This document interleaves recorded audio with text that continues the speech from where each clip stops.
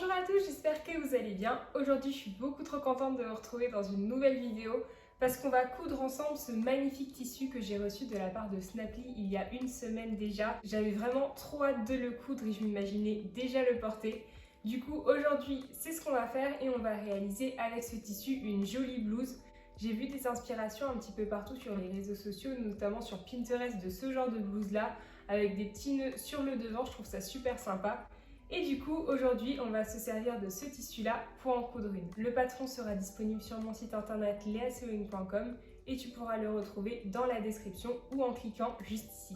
Au niveau du matériel, du coup, je vais utiliser ce tissu en double gaze avec de jolies broderies qui vient de chez Snapply. Et j'ai aussi choisi chez eux 4 bobines de fil blanche pour la surjeteuse. Ce que j'adore aussi sur ce tissu, c'est qu'on a une petite particularité et que sur les bords, il y a des petits bords un petit peu en V sur les côtés qu'on va essayer de garder pour le bas de la blouse. Je pense que ça va faire un super rendu.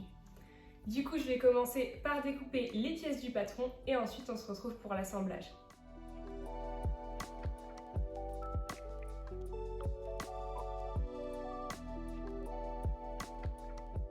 Quand toutes les parties sont découpées, je vais pouvoir commencer l'assemblage et du coup, on va assembler les manches avec le dos et le devant de la blouse. Pour la découpe des manches et du devant de la blouse, on a effectué à chaque fois une découpe en miroir. Donc on a d'abord découpé dans la pièce du patron d'un côté et ensuite on a retourné la pièce dans l'autre sens pour avoir la même pièce mais de l'autre côté.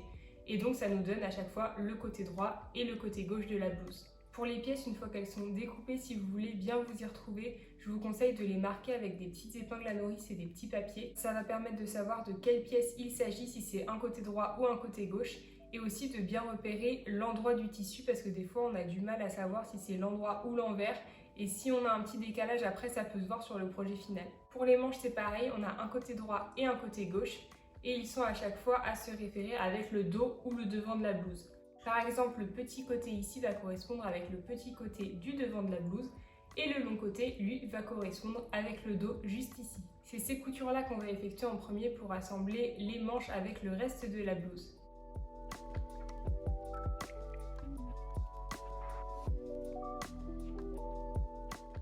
On va utiliser à chaque fois une couture droite à la machine à coudre et ensuite un surjet pour avoir des finitions bien propres à l'intérieur. Sur le site de Snapply, j'ai oublié de le mentionner tout à l'heure, mais j'ai aussi pris une bobine de leur fil blanc pour aller sur ma machine à coudre.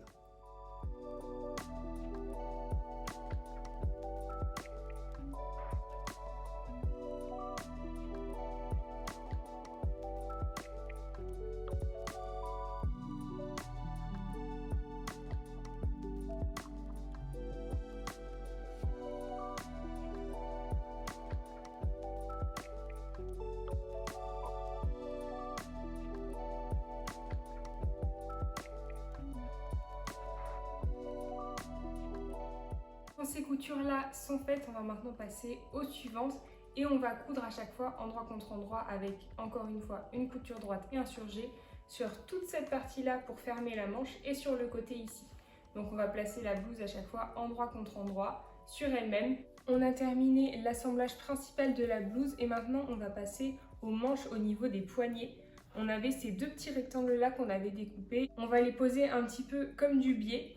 Et donc avant ça, le poignet est assez large, on va réaliser des manches un petit peu bouffantes et du coup on va faire une couture lâche qu'on va ensuite resserrer pour former des petites fronces. La circonférence du coup devra correspondre à la longueur de ces rectangles-là. J'ai terminé du coup le bas des manches. Une fois la couture resserrée, j'ai placé à chaque fois le petit rectangle de tissu autour de la manche et je l'ai replié sur lui-même comme un biais avant de faire la couture. Voilà ce que ça donne pour le résultat. Ça donne une finition super propre et j'aime beaucoup ce genre de manche. J'en ai profité aussi pour réaliser un passage à la surjeteuse sur tout le devant de la blouse et au niveau du col. Et maintenant, il ne reste plus qu'à faire des ourlets au niveau du surjet donc, que j'ai fait ici sur l'ouverture et sur le col.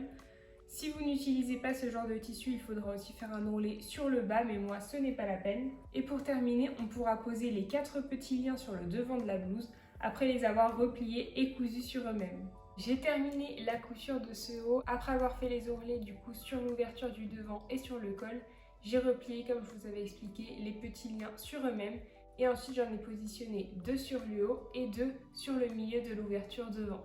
Voilà le résultat de cette blouse une fois portée, je la trouve super élégante et exactement comme celle que j'avais pu voir dans mes inspirations.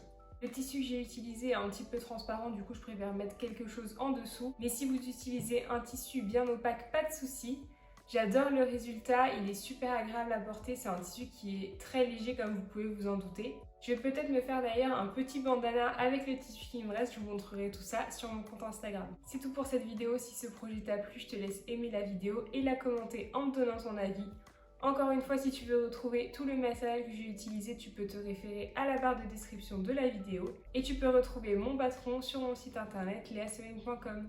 Moi je te dis à la semaine prochaine pour une nouvelle vidéo sur ma chaîne. Salut!